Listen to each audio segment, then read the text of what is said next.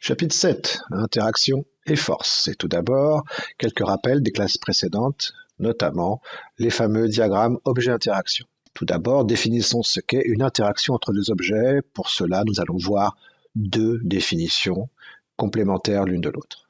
Tout d'abord, deux corps XY sont en interaction si le mouvement et ou la forme de l'un dépend de la présence de l'autre. Mais on peut aussi dire, quand un corps X agit sur un corps Y, simultanément Y agit sur X. On dit que X et Y sont en interaction. Il existe deux types d'interactions. Les interactions de contact, lorsque les deux corps en interaction sont en contact, par exemple l'interaction entre cette jeune femme et la chaise, et l'interaction entre cet homme tout à fait quelconque et le tabouret. Les interactions à distance, maintenant.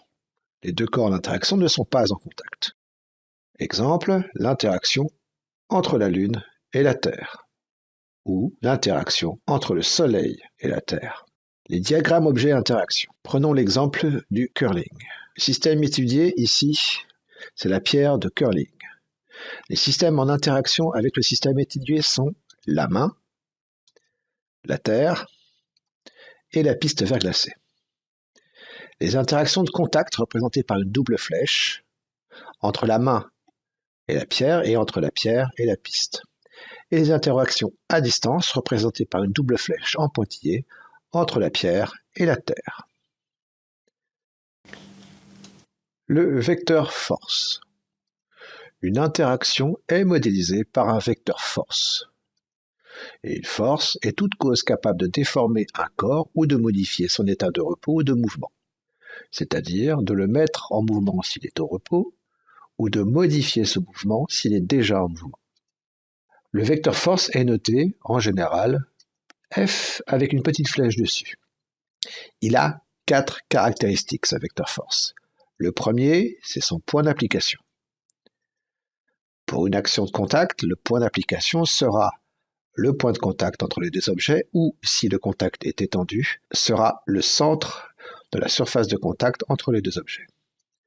Pour une action à distance, le point d'application sera le centre de l'objet sur lequel s'applique la force. Deuxième caractéristique, la direction de la force. Elle peut être verticale, horizontale, celle d'une droite particulière, etc., etc. La direction est donc la droite support du vecteur force. Troisième caractéristique, le sens d'une force. Le sens peut être vers le haut, vers la droite, du point A au point B, de haut en bas, de gauche à droite, etc., etc. Attention, direction et sens sont des données bien différentes. Vous avez tendance à les confondre.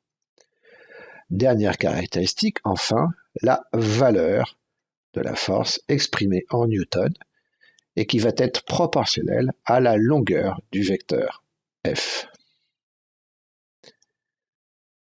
Comment tracer un vecteur force? Prenons le cas de ce chien tenu en laisse et qui subit une force exercée par cette dernière. Le système étudié est le chien. Il est en interaction de contact avec le sol par l'intermédiaire de ses pattes arrière, en interaction de contact avec la laisse et en interaction à distance avec la terre. Nous allons nous intéresser à une interaction, en particulier celle entre la laisse et le chien. Le système étudié étant le chien, nous allons nous intéresser à la force exercée par la laisse sur le chien. Son point d'application est donc le point de contact entre la laisse et le chien représenté par le petit point blanc. La direction de la force va être celle de la laisse. Le sens du chien vers la laisse ou du chien vers la main. La valeur, 60 newtons. Comment représenter cette force? L'échelle des forces est donnée, 1 cm équivalent à 20 newtons. Donc pour 60 newtons, nous faisons un simple produit en croix et nous obtenons la longueur du vecteur force qui sera de 3 cm. Donc nous allons tracer le long de la droite support et à partir du point d'application, un vecteur de 3 cm de long. Et nous obtenons ainsi une représentation du vecteur force laisse sur chien.